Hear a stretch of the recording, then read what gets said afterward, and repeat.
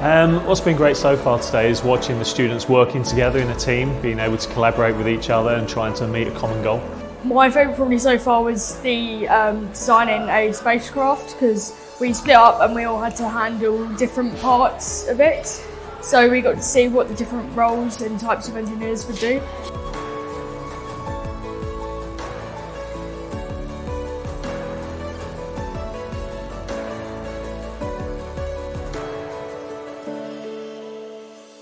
Particularly young women, seeing women who have followed a similar path to themselves and seeing where they can get to, how they can get there, and just generally being inspired by the day. It's been great. I'm potentially thinking about joining the Navy as an engineer, because I think it's pretty cool that you get to go away on like a ship and have to keep it afloat all by yourself.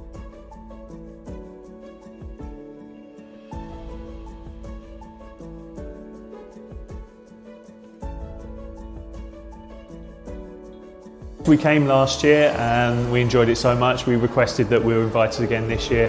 The students get so much out of it. It's an absolutely fantastic opportunity for them just to come into London and to meet like-minded engineers and to have that inspiration of people who they can look up to and see what they can aim to be themselves.